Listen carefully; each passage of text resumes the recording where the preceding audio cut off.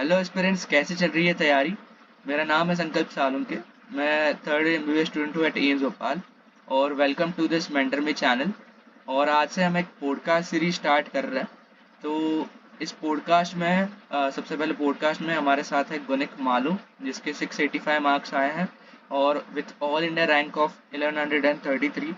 तो ये बहुत ज़्यादा इम्पोर्टेंट ये वीडियो रहेगा for all aspirants preparing for NEET 2024 and NEET 2025। और इसमें ए टू जेड मैंने सारे सवालों का जवाब पूछा है। तो एक बार पूरा वीडियो देखना, क्योंकि मैंने खुद से जो फेस किए थे, प्लस मैंने जितने भी स्टूडेंट्स का देखा था, मेंटीज का देखा था, वो फेस कर रहे सवाल, वो सारे सवालों का जवाब अच्छे से पूछा है। तो ए टू जेड वीडियो देखना। तो चलते हैं वीडियो की ओर। तो सबसे पहले वेरी वेरी कॉन्ग्रेचुलेशंस कि इतना अच्छा स्कोर आया, मेरे से भी ज़्यादा स्कोर है। और कैसा फील हो रहा है अभी, कि कैसा माहौल है घर पे, अ, कैसे वो लोग बोल रहे हैं, परिवार वाले, बाहर के कोचिंग वाले कैसे ट्रीट कर रहे हैं। नहीं, ऐसे मार्क्स तो अच्छे हैं बट अच्छा भी लग रहा है काफी। बट थोड़े सिली मिस्टेक्स हुए, वो उसका थोड़ा गिल्ट है। बट ठीक है। ओवरऑल इट्स नाइस एक्सपीरियंस, बहुत अच्छा था अच्छा। ओवरऑल, तो इसलिए ओवरऑल हैप्पी। सिली मिस्टेक्स तो सबसे ही होता है, उसमें ज़्यादा ऐसा पछताने की बात नहीं है। स्कोर बहुत अच्छा है तेरा। ये सब छोटी छोटी बातें छोड़ देना है। अभी डायरेक्ट गोल करना है, देखना है कि अभी एमबीबीएस की अपनी लाइफ कैसे रहेगी, क्योंकि वो तो पक्का है अपना, है ना। तो थोड़ा मुझे बताना कि तू कहाँ से बिलोंग करता है, तेरा अटेम्प्ट कौन सा था, ये सारी बेसिक चीज़ें खुद को इंट्रोड्यूस कर दे। So I am Gunik Shailesh Malu, I am from Solapur, Maharashtra. मैं अभी मेरा नीट का रिजल्ट आया। मैंने नीट 2023 दिया था, ये मेरा फर्स्ट अटेम्प्ट था। मैंने प्रिपरेशन टेंथ के सेकेंड हाफ से थोड़ा बहुत शुरू किया था, जी। अराउंड नवंबर दिसंबर से। एंड ऐसे थी मेरी जर्नी, एंड नीट 2023 दिया था मैंने। अच्छा, आपने कोचिंग वगैरह कहाँ से ली थी। मैंने एलन पुणे से पढ़ाई की थी। दो साल एलन पुणे में नीट की प्रिपरेशन की थी। उसके पहले भी टेंथ में मैं एलन में ही था, एलन पुणे।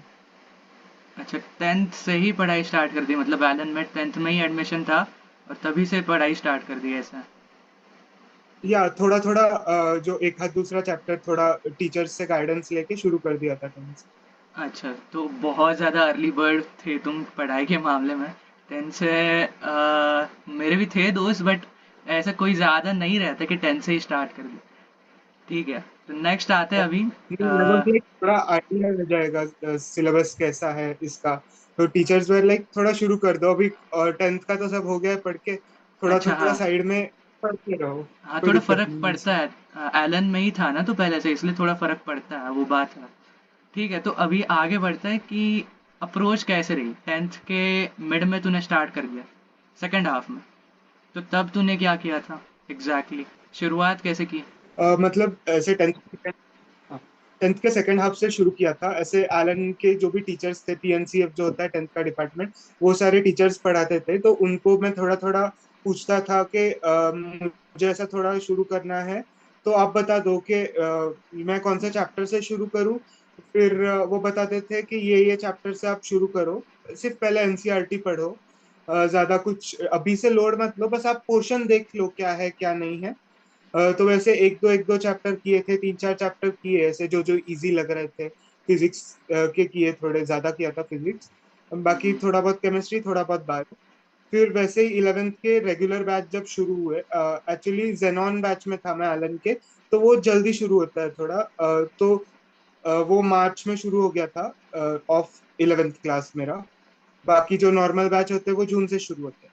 तो हम्म। मार्च से शुरू हो गया था, फिर वैसे ही प्रिपेयर करते करते 2 साल एलन से ही पढ़ाई की थी। अच्छा, तो मतलब 10th के एंड में थोड़ा थोड़ा ओवरव्यू ले लिया कि सिलेबस कैसा है एग्जैक्टली exactly। उसके बाद 11th में फिर से जेनॉन बैच से पढ़ाई करना स्टार्ट कर दी, तब एक्चुअल पढ़ाई स्टार्ट हो गई। तो तब जब हाँ, सिलेबस एग्जैक्टली। सिलेबस कंप्लीशन तुम्हारा हो रहा था, तो सिलेबस कंप्लीशन करने के लिए जो फेज़ 1 बोल सकते हैं हम नीट के प्रिपरेशन का, फेज़ 1 रहेगा सिलेबस कंप्लीशन, फेज़ 2 रहेगा अपना रिविजन्स, है ना। तो फेज़ 1 को कैसे तूने हैंडल किया, कैसे टैकल किया सिलेबस कंप्लीशन को। सिलेबस कंप्लीशन में मोस्टली तो क्लास के साथ जाता था मैं, but I was like class में कभी कभी ऐसा लगता था कि बहुत धीरे धीरे पढ़ा रहे। हम्म। तो और थोड़े थोड़े चैप्टर्स मैंने पहले से पढ़ रखे थे। तो इलेवेंथ में मैं थोड़े थोड़े ट्वेल्थ के चैप्टर करता था बायो के। फिजिक्स भी की थी मैंने इलेवेंथ में। इलेवेंथ का इलेक्ट्रोस्टैटिक्स एंड मैग्नेटिज्म वाला, मतलब ऑलमोस्ट हाफ पार्ट फिजिक्स का मैंने कर लिया था ट्वेल्थ का इलेवेंथ में कंप्लीट हम्म। फिजिक्स में। केमिस्ट्री का क्लास के साथ ही चलता था क्योंकि मुझे थोड़ा डिफिकल्ट जाता था केमिस्ट्री।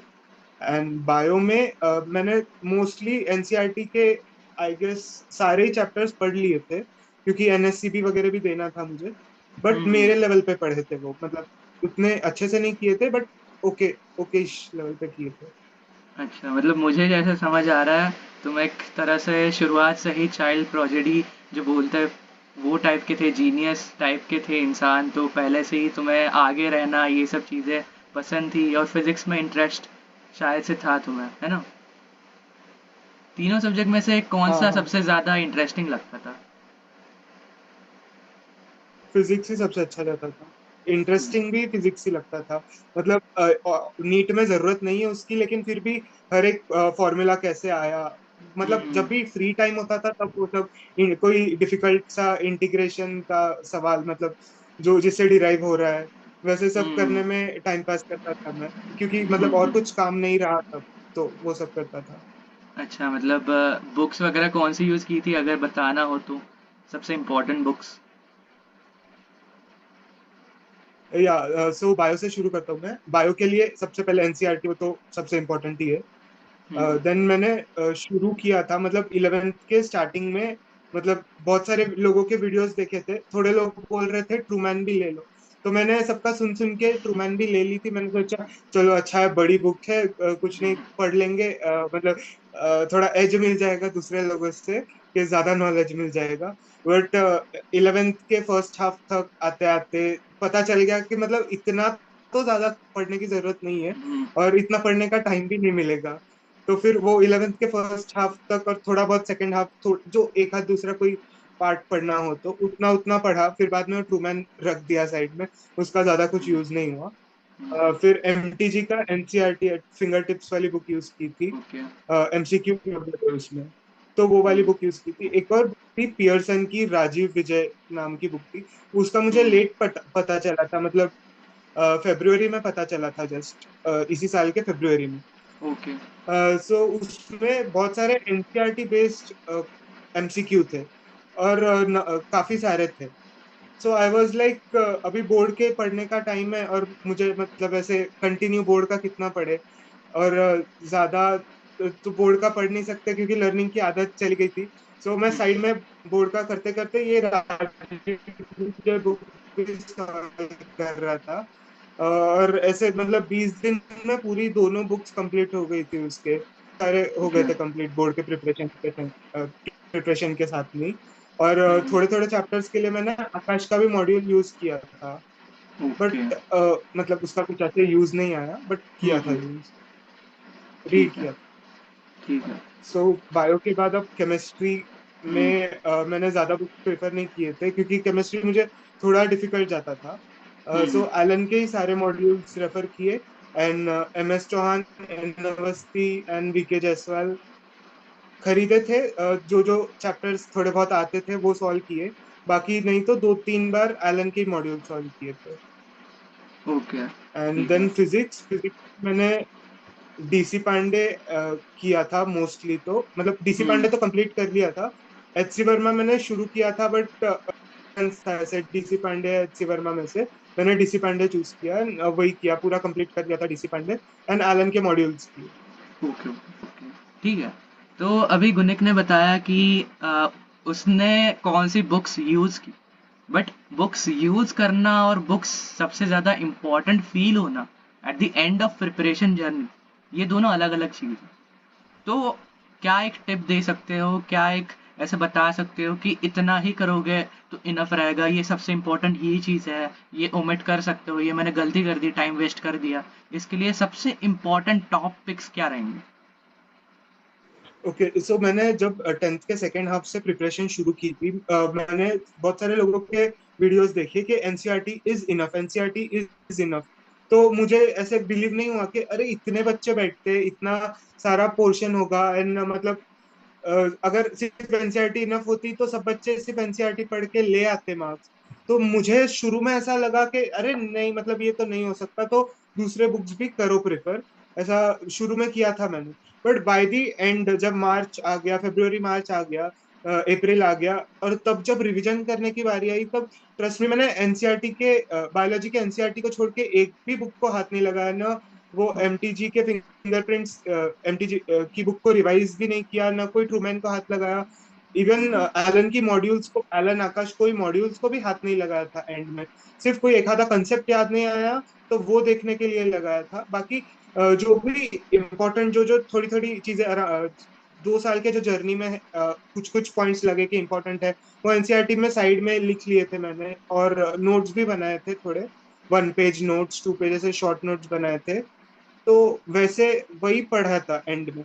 सो मतलब मैं इतना कंफर्म बोल सकता हूँ कि प्रिपरेशन के टाइम पे आपको थोड़ा बहुत बाहर डेविएट होना है, it is okay, but it is not necessary. And कोई, जो मेरी गलती थी कि मैंने दूसरा बहुत ज्यादा पढ़ा था, बहुत ज्यादा टाइम 11th में तो खासकर बहुत ज्यादा टाइम दूसरे ट्रूमैन वगैरह पढ़ने में डाला। आकाश की मॉड्यूल ऐसे बहुत सारे पैराज, पैराग्राफ ऐसे बहुत ज्यादा डाटा डाटा था, तो मुझे वो पढ़ने में इंटरेस्ट आ रहा था, तो मैं वो पढ़ना शुरू कर दिया हम्म। था मैंने तो। बट बाद में आके समझ जाता है कि वो कुछ जरूरी नहीं है, और इतना आपको एंड में आके याद भी नहीं रहने वाला, और आपको जरूरत भी नहीं है वो चीज की।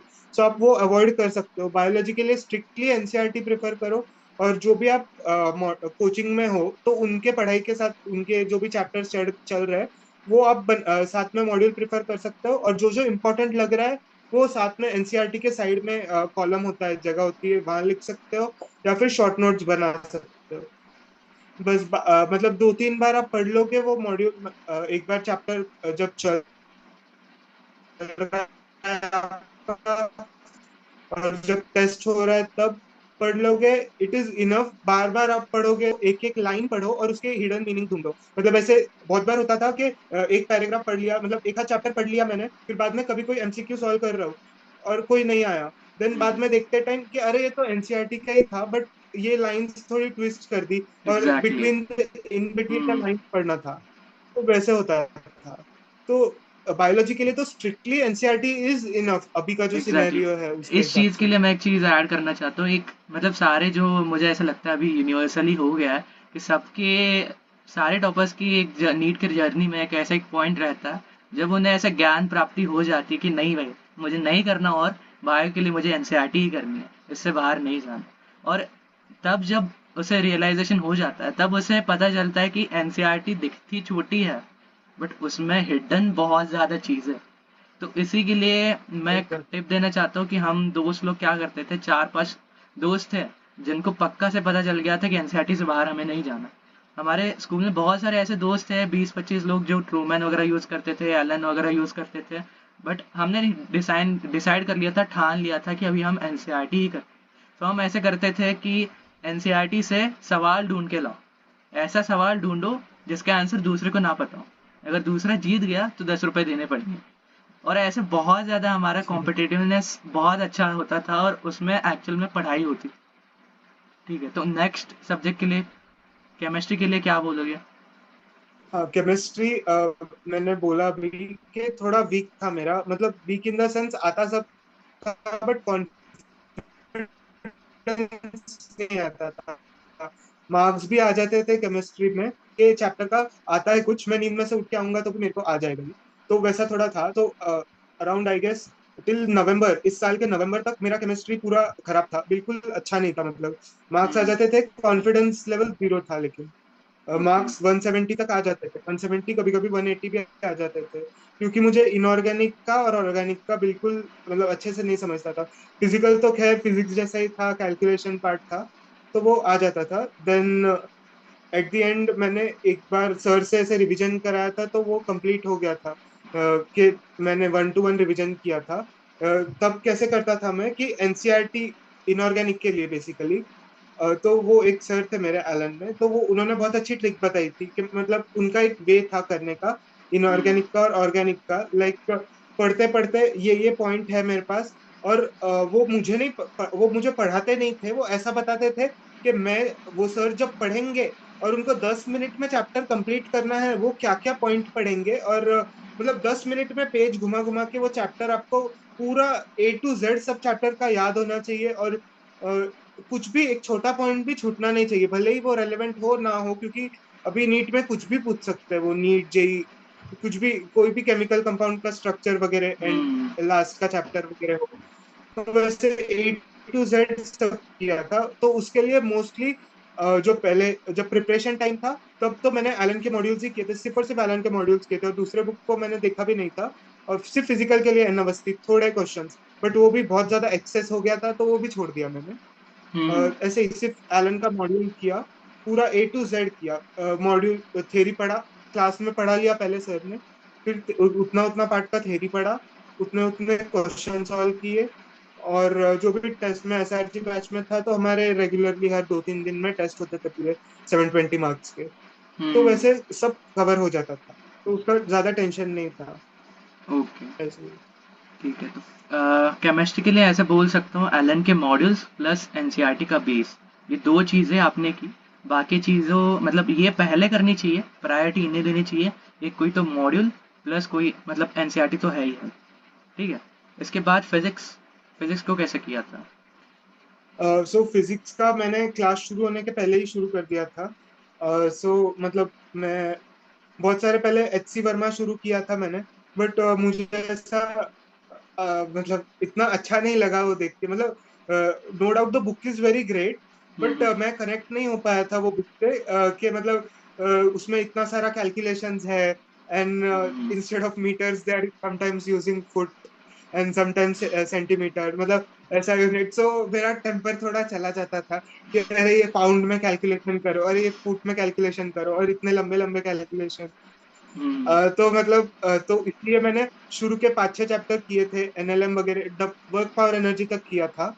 तो फिर मैंने छोड़ दिया वो, और DC पांडे शुरू कर दिया। DC हम्म। पांडे में MCQ ही है, नीट के लेवल के है, एंड नीट के थोड़े ज्यादा लेवल के भी बुक्स, मतलब MCQ है उसमें, क्वेश्चंस है। तो हम्म। वो कर सकते हो, मतलब प्रैक्टिस के लिए आपको सब कॉन्फिडेंस आ जाएगा कि मैंने इजी भी किया है, डिफिकल्ट भी किया है, पेपर में कुछ भी आ जाए मेरे को आ जाएगा अब वो, हम्म। ऐसा कॉन्फिडेंस आ जाएगा DC पांडे करके।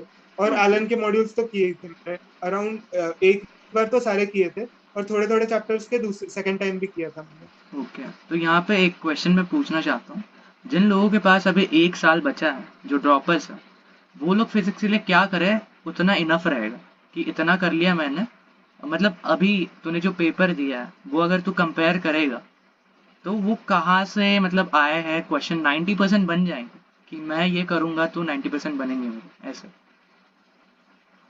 हाँ, तो अभी DC पांडे स्टार्ट करना मे भी थोड़ा लेट हो, क्योंकि आपके पास एक ही साल बच्चा है, और वो बुक बहुत वास्ट है, और आपको थ्योरी भी पढ़नी है, तो इट इज नॉट, मतलब है पॉसिबल अगर आप बहुत ज्यादा टाइम उसके पीछे दो तो, बट उतना इकोनॉमिकल नहीं है, क्योंकि आपको बायोलॉजी भी करना है, बायोलॉजी 360 मार्क्स का है, फिजिक्स तो फिर भी 180 मार्क्स का है। तो आप एलन के मॉड्यूल्स कर सकते हो, और मतलब आपको उसमें भी थोड़ा छोटा करना है, तो आप एलन के मॉड्यूल्स का थ्योरी पढ़ लो फास्ट फास्ट, मतलब अभी आपने 11th का तो कर लिया होगा पूरा, तो आप पहले थ्योरी पढ़ लो फास्ट, 10 मिनट 15 मिनट आधे घंटे 1 घंटे में थ्योरी पढ़ लो, सॉल्ड एग्जांपल सारे कर लो, वो सॉल्ड एग्जांपल छोड़ो मत। मैंने मतलब मैं भी पहले से सोचता था कुछ नहीं, सॉल्ड एग्जांपल है छोड़ दो, बट उसमें भी कभी कभी कोई कोई क्वेश्चन में ट्रिक मिल जाती है कि आप कोई लंबा चौड़ा मेथड कर रहे हो, बट वो 1-2 स्टेप्स में ही आंसर मिल जाएगा आपको। तो हम्म। आप सॉल्व एग्जाम्पल कर लो, और एक्सरसाइज 1 कर लो आप पूरा हम्म। सॉल्व, एक्सरसाइज 3 मत करो, एंड PYQ जो है वो आपको करना है तो करो, वरना जो आप पेपर के पहले आप पूरे मॉक टेस्ट सॉल्व करोगे, हम्म। उसके साथ भी प्रैक्टिस हो जाएगा। आप दो वे में प्रिपेयर कर सकते हो, मतलब चैप्टर वाइज कर सकते हो PYQ, बट वो ना करना हो तो पेपर के पहले, मतलब नीट के पहले 1-2 महीने और 720 मार्क्स के सॉल्व सकते हो। तो एक्सरसाइज 1 में रेकमेंड करूंगा कि पूरी अच्छे से सॉल्व कर लो, टाइम लगाकर अच्छे से सॉल्व करो। एंड अभी ऐसा है कि 50 क्वेश्चंस इन 60 मिनट्स है, तो 60 मिनट्स पूरे मत लो, क्योंकि इजी होते हैं थोड़े एलन के एक्सरसाइज 1, नीट लेवल के ही होते हैं, या नीट से थोड़े ऊपर लेवल के होंगे। तो आप 50 क्वेश्चंस इन 40 मिनट्स, ऐसा 40 मिनट्स 50 मिनट्स, मतलब कम टाइम में सॉल्व करने की कोशिश करो, तो आपकी स्पीड इंप्रूव होगा एंड एक्यूरेसी भी धीरे धीरे आ जाएगा सॉल्व करते करते। ओके, तो फिजिक्स के लिए समराइज करना हो, अगर किसी को कम टाइम है तो वो क्या करेगा कि बेसिक्स के पास जाएगा, जो सिंपल क्वेश्चंस है उन्हें ज़्यादा प्रायोरिटी देगा, क्योंकि सिंपल क्वेश्चन ज़्यादा अपेयर होते हैं नीट में। एग्ज़ाम तो हम नीट देने वाले, नीट तो आसान एग्ज़ाम है फिजिक्स के लिए, तो फिजिक्स में आसान ही आएगा, वो जेई वगैरह नहीं पूछेंगे। डॉक्टर्स फिजिक्स का ज़्यादा यूज़ नहीं करते, वो ऑब्वियस ही बात है। बेसिक्स वाले क्वेश्चंस अच्छे से परफेक्ट करना है, इतनी सिंपल सी चीज़ करनी है। इसमें मैं एक छोटी सी स्टोरी बताना चाहता हूँ। मेरी एक स्टूडेंट थी, मैं एक मेंटर हूँ। मेरी एक स्टूडेंट थी प्रतीक्षा राउत करके। उसका ऐसा था कि उसका फिजिक्स में बहुत ज़्यादा कम स्कोर आता था। मतलब उसने पढ़ाई कर रखी, क्वेश्चंस वगैरह बहुत सारे सॉल्व किए थे, बट इकट्ठा जब मॉक टेस्ट आती थी तब उसके फिजिक्स में बहुत कम स्कोर आता था। मतलब मान लो 40-50 इस टाइप से, वो बताती भी नहीं थी इतना स्कोर था, बट मिला के 300 350 था, तो फिजिक्स का मान लो 40-50 रहता होगा। बट मैंने उसे एक चीज़ बोली, वो मेरे पास कॉल की थी रोते रोते कि मुझे अभी कुछ नहीं करना है इस टाइप से। मैंने बोला कि सबसे ज़्यादा टेंशन किस बात की? उसने बोला फिजिक्स कुछ नहीं जम रहा। तो मैंने बोला कि सबसे सिंपल एक चीज़ करनी है तुझे। एलन का मॉडल तेरे पास है, वो उठा ले, उसमें जितने भी सॉल्व एग्जाम्पल्स है ना, बस उतने सॉल्व कर ले, एक्स्ट्रा कुछ भी मत करना। Solve example plus test yourself वाला जो 10 क्वेश्चन वाला सेट रहता है, वो वाला कर ले, बस इतना सारे चैप्टर्स का कर ले, फिर हम देखते हैं कितना होता है। वो जब उसने किया, उसका कॉन्फिडेंस इतना ज़्यादा बढ़ा, और उसका मार्क्स भी 90, 100, 110 इस टाइप से आने लगे।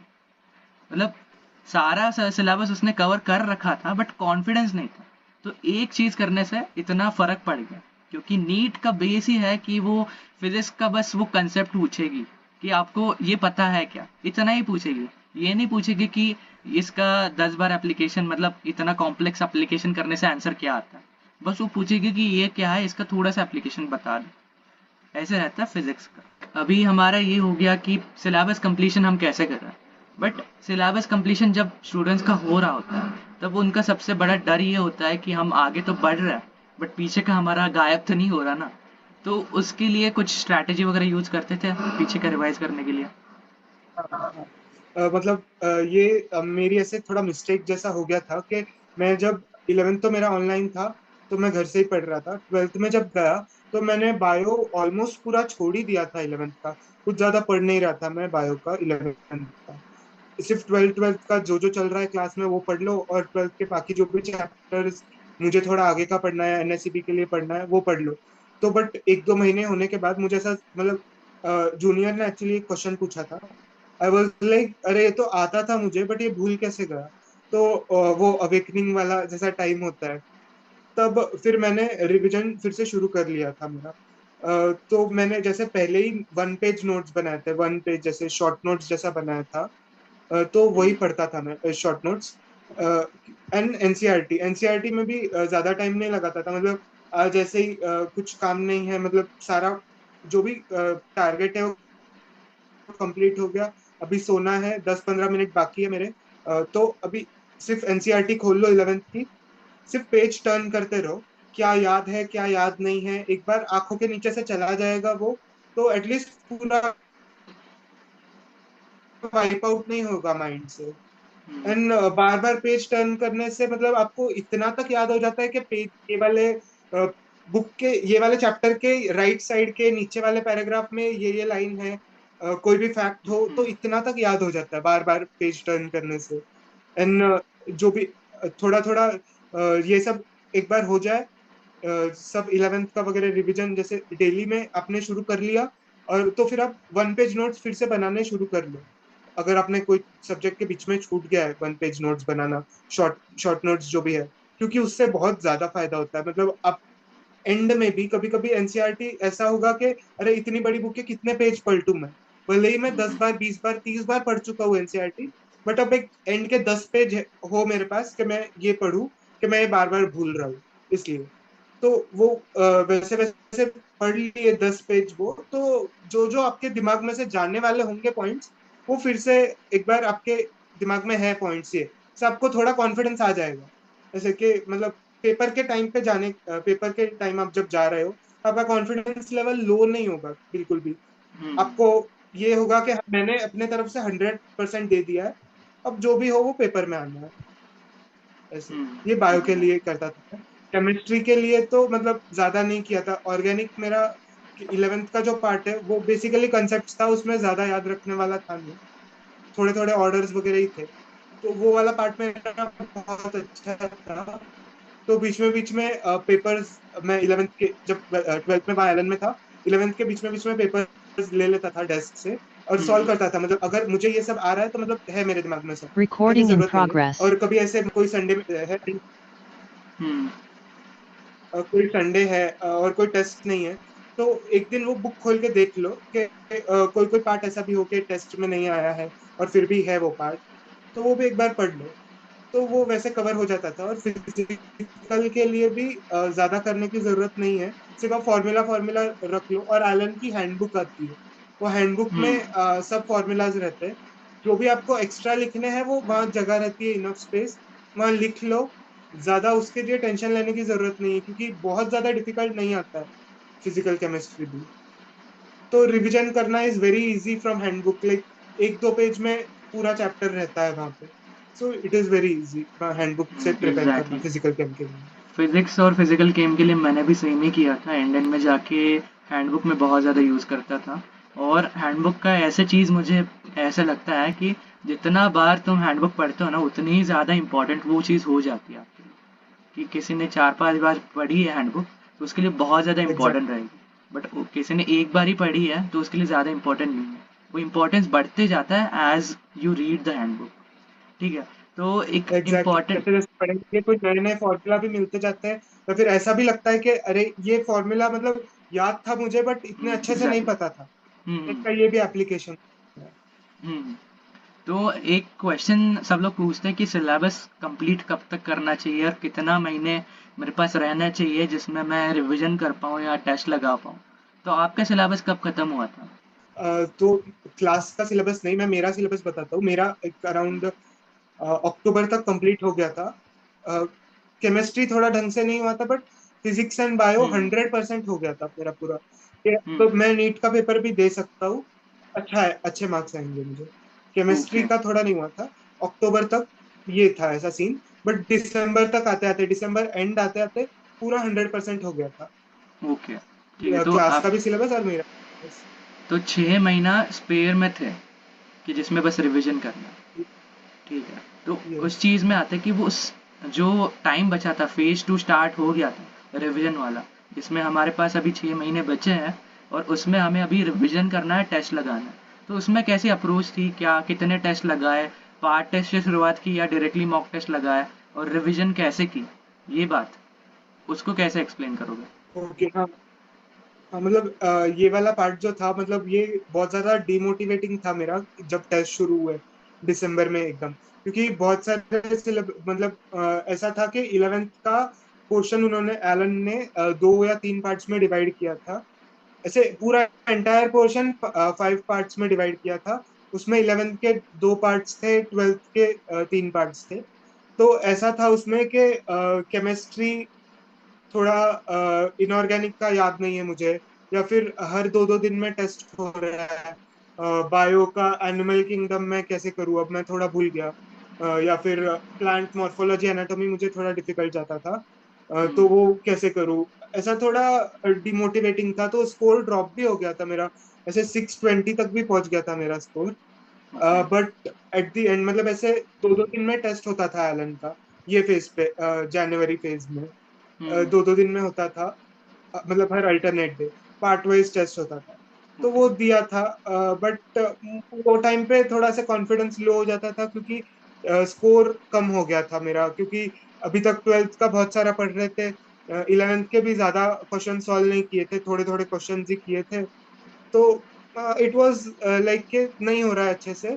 बट देन ठीक है, फिर मैंने सोचा कि छोड़ो, जो भी स्कोर आए टेस्ट में मैं अपने हम्म। पेस पे प्रिपेयर करता हूँ फिर से अच्छे से रिवीजन करता हूँ। तो वैसा करने 10 दिन मैंने ढंग से पढ़ाई की, फिर पूरा कैच हो गया वो, मतलब एलन के पेस से मैं कैच हो गया सारा। तो उनके साथ टेस्ट दे सकता था मैं, मतलब और स्कोर भी इम्प्रूव हो गया था ओके। काफी।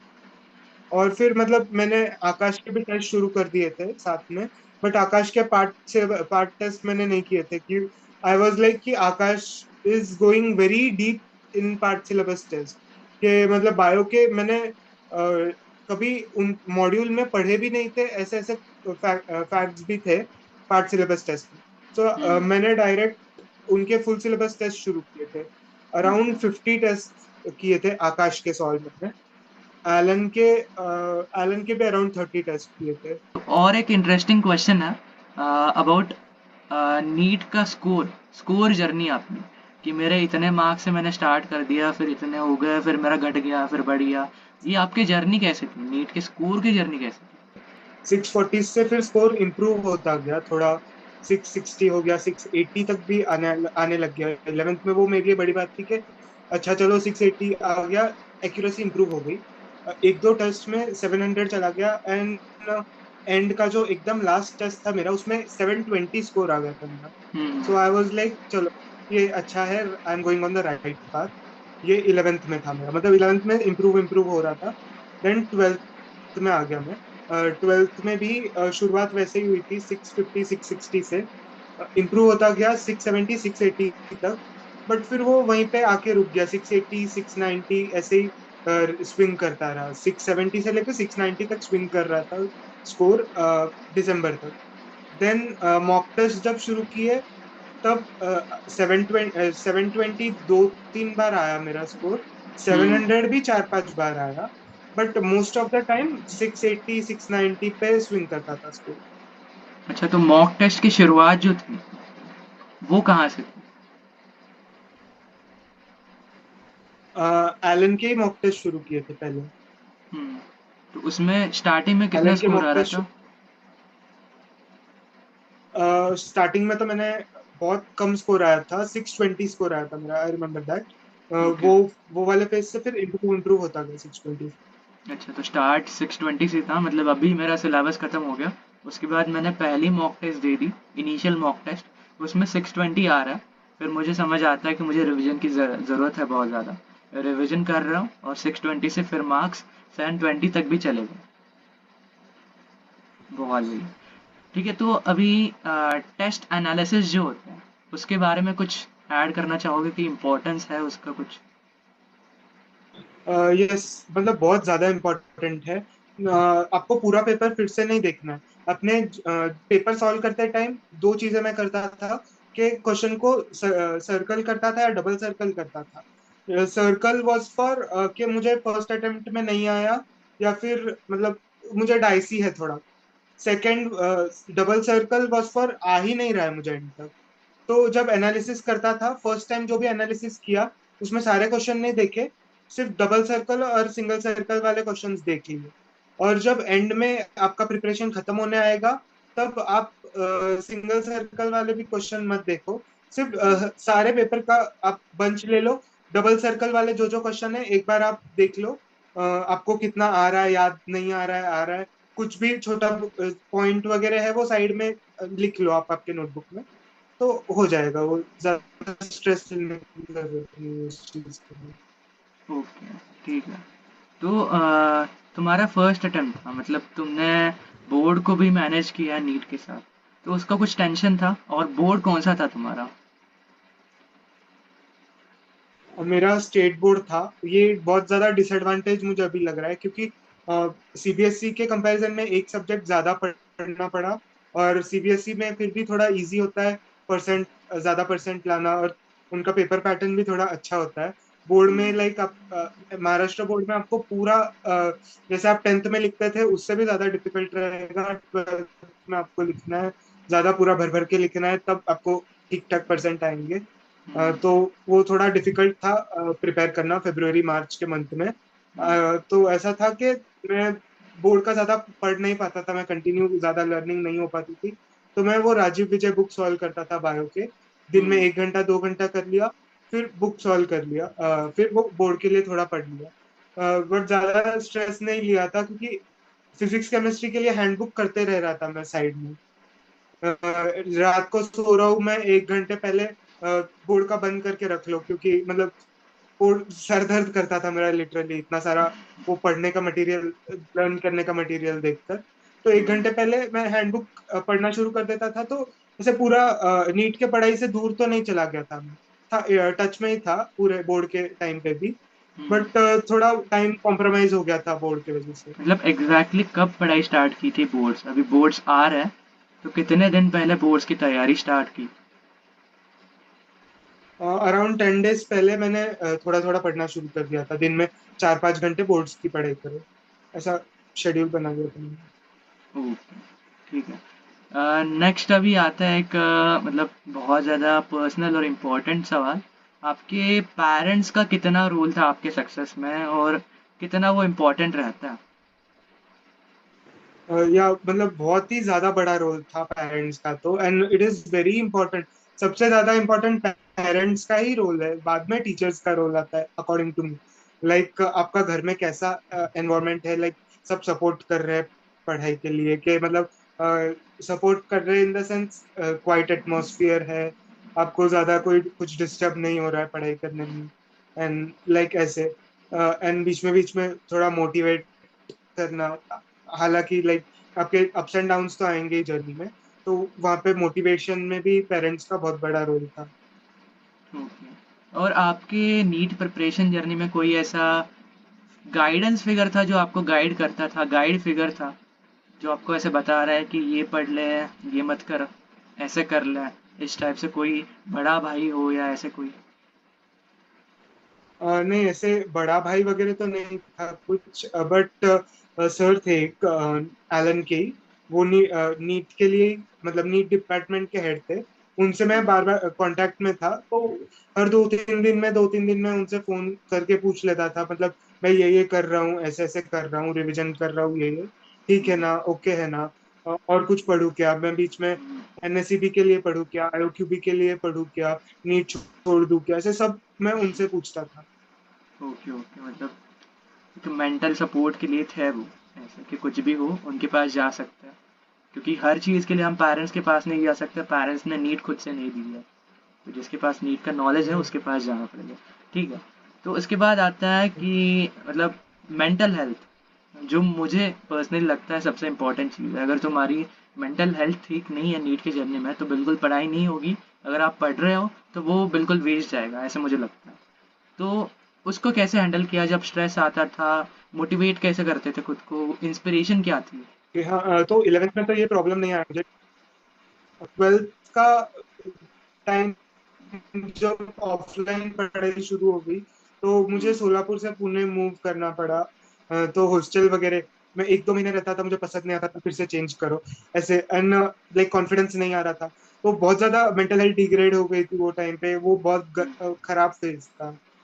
तो 12th का थोड़ा थोड़ा शुरू का फेज, एंड बाद में अच्छा हो गया था, एंड देन अगेन जब मॉक टेस्ट शुरू हो गए थे तब स्कोर खराब हो गया था, तब भी ओके। थोड़ा प्रॉब्लम था। तो आई वाज लाइक कि मैं फ्रेंड्स से बात कर लेता था थोड़े, मेरे एलन के ही फ्रेंड्स थे, या फिर थोड़े स्कूल के फ्रेंड्स, उनसे बात कर लिया थोड़ा। मैं यूट्यूब देखता था, तारक मेहता, लाइक मतलब थोड़ा माइंड फ्रेश हो जाता था। सो हम्म, इट वाज लाइक हो गया कोप अप। ओके, ठीक है। नेक्स्ट सवाल मैं पूछना चाहता हूँ कि नीट का ये जो पेपर था 2023 वाला, वो जो 3 घंटे थे, सबसे इम्पोर्टेंट वाला 3 घंटे 20 मिनट, तो उसमें कैसा एक्सपीरियंस था आपका? जब एग्ज़ाम डे था, डी डे था, सबसे इम्पोर्टेंट डे था, तो कैसा रहा आपका वो वाला दिन? सबसे पहले तो पेपर शुरू होने के पहले ही जब एग्जाम हॉल में बैठ गए थे, आधे हम्म, घंटे पहले ही जाना होता है, सब आंसर शीट वगैरह फिल करनी होती है। तो आई वाज लाइक, तब एड्रेनलिन रश हो रहा था सब, कि ओ अभी 2 साल 2.5 साल से प्रिपेयर किया है, सो नाउ अभी सब कुछ देना है, शांति से पेपर सॉल्व करना है। 5-10 मिनट में फिर वो ठीक है, नॉर्मल हो गया था, कि अब ठीक है, पूरे कंसंट्रेशन से पेपर सॉल्व करना है, कुछ हम्म, हड़बड़ नहीं करनी है, अच्छे से करना है। ओके। और पेपर आपको कैसा लगा था कि लास्ट ईयर के कंपैरिजन में वगैरह, और जो अभी रैंक आया है, mark to rank, mark versus rank, उसका कैसे है, मतलब क्या एक्सपीरियंस है? मतलब सेम मार्क्स पे रैंक ऑलमोस्ट डबल हो गया। लास्ट ईयर 685 पे अराउंड 590 600 ऐसा रैंक था, अभी 1100-1200 हो गया, मतलब ऑलमोस्ट डबल इन्फ्लेट हो गया है। तो वो हम्म, थोड़ा शॉकिंग था। बट मेरे एक्सपीरियंस से मुझे 2023 का बायो जो है, it was easy, no doubt it was easy, but मुझे 2022 का ज्यादा इजी लगा था कंपैरेटिवली। ज्यादा स्ट्रेट फॉरवर्ड क्वेश्चंस थे बायो में। हम्म, मतलब it is my personal opinion, बाकी जैसे जैसे सबके ओपिनियन से बदल रहे हैं। ओके मुझे तो थोड़ा 2023 का अच्छा लेवल लगा। ओके। तो अभी सबसे इम्पोर्टेंट क्वेश्चन, ये नीट की जो जर्नी है, मतलब नीट को अगर क्रैक करना है किसी को, तो उसके लिए सबसे इम्पोर्टेंट 3 मंत्रास क्या होंगे कि ये चीज़ें शुरू से लेके एंड तक आपको ध्यान रखनी ही रखनी है, ऐसे वाले मंत्रास। ओके, मतलब शुरू में फर्स्ट थिंग इज कंसिस्टेंसी। आपको A to Z करना है। आपको बहुत बार ऐसा लगेगा कि अरे ये तो आ ही नहीं रहा है मुझे, ये चैप्टर नहीं आ रहा है, या पार्ट ये चैप्टर का ये पार्ट नहीं आ रहा है, या ये सब्जेक्ट समझ में नहीं आ रहा। तो कंसिस्टेंसी इज द की। मतलब करना ही है आपको। मतलब आपको ऐसा नहीं होने वाला कि नीट के पेपर में कि आपको ये चैप्टर नहीं आ रहा है तो उसमें से क्वेश्चन नहीं आएंगे। क्वेश्चन तो आने ही वाले हैं, और आप पूरा 100% प्रिपेयर करके जाओ। भले ही नहीं आ रहा है तो लो लेवल पे, भले ही यूट्यूब पे इतने सारे वीडियोस है, सब करो। जितना हो सकता है कुछ भी छोड़ो मत, कंसिस्टेंसी रखो पूरी। कुछ भी छोटा पार्ट भी छोड़ो मत। Second one is be regular. मतलब बिल्कुल भी प्रोक्रेस्टिनेट मत करो कि अभी ये चैप्टर खत्म हो गया, अभी मूड नहीं है, MCQ मैं बाद में लगाऊंगा इस चैप्टर के, अभी अभी तो जस्ट कंप्लीट हुआ है। या फिर एक दो चैप्टर के मैं साथ में लगा लूंगा। वैसे मत करो। प्रोक्रेस्टिनेट करोगे तो एंड में जाके आपका काम बढ़ने ही वाला है। मतलब आपको करना तो है ही, तो साथ में जैसे जैसे चैप्टर चल रहा है वैसे वैसे करते रहो। And third which is most important, सबसे ज्यादा इम्पोर्टेंट तो यही है कि रिवीजन करते रहो। रिवीजन बीच में छोड़ो मत कहीं भी। आपको कितने ही लोग को ही बोल ले कि अभी सिर्फ 12th है तो 12th का ही पढ़ो, 11th का भले ही बाद में एंड में पढ़ो। बट नहीं, एकदम आप छोड़ दोगे तो आपको फिर से A to Z जैसे 11th में पढ़ा था उतना अच्छे से नहीं, मतलब उतना टाइम नहीं लगेगा, बट टाइम तो लगेगा अच्छा खासा। तो आप एकदम छोड़ मत दो। रिवीजन करते रहो बीच में, भले ही फ्रीक्वेंसी एग्जैक्टली कम रखो बट करते रहो। एग्जैक्टली। तीनों मंत्रा से बहुत ज़्यादा मैं अग्री करता हूँ, और मेरे जो स्टूडेंट्स हैं उनको भी यही बोलता हूँ। नीट आसान है अगर इंडिविजुअल लेवल पे जाते हैं, हर एक चैप्टर के लेवल पे, तब सारे चैप्टर आसान लगते हैं। बट सारे चैप्टर इकट्ठा देखते हैं तो एक सिरे से स्टार्ट करने पर दूसरे सिरे जाने तक पहला सिरा पूरा भूल जाता है। तो यही नीट का मतलब की है कि सिलेबस बहुत बड़ा है बट आसान है। तो सबसे इम्पॉर्टेंट चीज़ नीट के लिए है रिविजन्स। जितना रिविजन करोगे उतना मार्क्स आने हैं। ठीक है। तो अभी थोड़ा कैजुअल बातों पे आते हैं। नीट का जब रिजल्ट आया तो सेलिब्रेशन कैसा रहा घर पे, कैसे सेलिब्रेट किया था? सेलेक्शन तो अच्छा था। मतलब रैंक थोड़ा एक्सपेक्ट नहीं किया था मैंने, बट ओवरऑल हम्म, ठीक है, ओके था। मतलब रैंक ना देखो and मतलब सिर्फ अपने अपने हिसाब से देखो कि अच्छा है 685 marks, they are very good marks. मतलब बहुत सारे लोग ऐसे भी होंगे जो इतने मार्क्स लाने के लिए एस्पायर कर रहे होंगे। Exactly. So it was nice. मैंने सेलिब्रेट किया, फिर केक वगैरह काटा मैंने। अच्छा था ओके सेलिब्रेशन। ओके। तो अभी अपने मार्क्स तो आ गए, तो अभी एडमिशन कहाँ पे लेने का प्लान कर रहा हूँ कि इस मार्क्स पे ड्रीम क्या है कि ये मिल जाएगा बहुत अच्छा हो जाएगा ऐसा?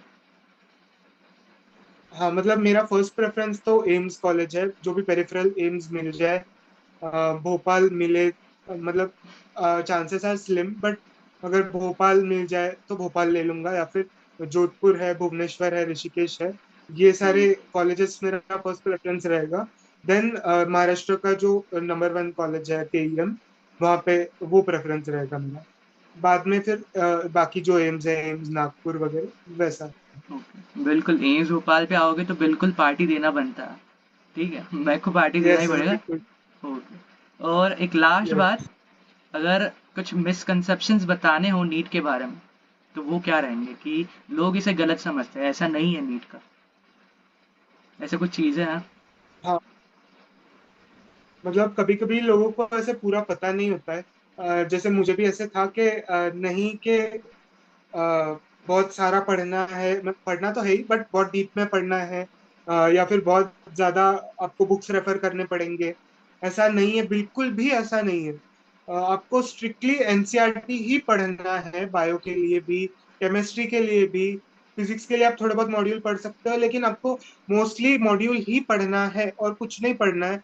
ऐसा मिसकंसेप्शन रहता है कि बहुत ज्यादा, जितने ज्यादा बुक्स आप रेफर करोगे उतना ज्यादा आपके मार्क्स बढ़ते जाएंगे, या जितने ज्यादा आप सोर्सेस रेफर करोगे उतना आपका इम्प्रूव होता जाएगा। ये मुझे बोलना है कि आप एक ही सोर्स को पूरा 100% फॉलो करो। थोड़ा बहुत आप बीच में दूसरा सोर्स कुछ ले सकते हो सेकंड रेफरेंस के लिए, बट आप एक सोर्स को तो पूरा 100% फॉलो करो ही। ऐसा मत करो कि 20-30% ये जगह से पढ़ लिया, 30% यहाँ से पढ़ लिया, ऐसा मत करो। 100% एक जगह से पढ़ो, एंड देन सेकंड, जहाँ आपको सेकंड रेफरेंस लेना है वो लो। एग्जैक्टली यार, हाँ, तुम्हें सुन के मेरे वाले जो स्टूडेंट्स थे वो बहुत ज़्यादा खुश हो जाएंगे, क्योंकि यही सारी बातें मैंने उनको बताई थी। कम चीज़ें पढ़ो, अच्छे से पढ़ो, एक प्रायोरिटी सेट कर लो, मॉड्यूल वगैरह कुछ भी एक प्रायोरिटी बना लो और उससे एकदम अच्छे से करो। हमें चीज़ें कम ही करनी है, ज़्यादा चीज़ें, कन्फ्यूजन बिल्कुल नहीं रखना है। कन्फ्यूजन रहेगा, मुझे ये भी करना है वो भी करना है, कुछ नहीं हो पाएगा। बस एक प्रायोरिटी रखना है हमें, और उसके अंदर परफेक्शन के पीछे भागो। कि मैंने मॉडल करना है एलन का, तो उसके पीछे ऐसे पढ़ो कि ये मेरा हर एक क्वेश्चन मेरा बन जाए, परफेक्शन आ जाए। तो अभी एंड करते हैं इस पॉडकास्ट को। थैंक यू सो मच गुनिक, हमारे साथ जुड़ने के लिए। और एक लास्ट चीज़, लास्ट फेवर मैं पूछना चाहता हूँ कि किसी एक अपने दोस्त को अगर टैग करना चाहते हो इस पॉडकास्ट में जुड़ने के लिए, तो किसे करोगे? मेरे बैचमेट्स है Aram and Sneha, like they were with me all throughout my journey, so I would recommend them. Okay, ठीक है। थैंक यू सो मच सारे क्वेश्चंस का अच्छे से एकदम सही सही जवाब देने के लिए और हमारे साथ आने के लिए। और लक रहे तो मिलते हैं यहीं भोपाल में, ठीक है? All the very best. तो आशा करता हूँ कि आपको ये एपिसोड बहुत अच्छा लगा होगा, और ऐसे ही एपिसोड देखने हैं तो कमेंट सेक्शन में डाल दो। साथ ही साथ कुछ भी इम्प्रूवमेंट सजेशंस कुछ भी हो, डाल सकते हो कमेंट सेक्शन में, कोई दिक्कत नहीं है। और साथ ही साथ किसी टॉपर्स वगैरह को बुलाना चाहते हो, उनके भी नाम डाल दो। कहीं ना कहीं से कनेक्शन जुगाड़ लेंगे और उनको हमारे यूट्यूब चैनल पे खड़ा कर देंगे हम। और साथ ही साथ और एक बात कि हमारा जो मेंटरशिप प्रोग्राम है, मेंटरशिप बैच है, वो स्टार्ट हो चुकी है। और उसके रिगार्डिंग कुछ भी इंफॉर्मेशन चाहिए हो तो व्हाट्सअप नंबर है नीचे, उस पर कॉन्टैक्ट कर सकते हो, या फिर डिस्क्रिप्शन में कुछ लिंक्स दी होगी, वहाँ पे जाके देख सकते हो। तो आज के एपिसोड के लिए इतना ही। इट्स योर होस्ट संकल्प Salunke signing off. Thank you.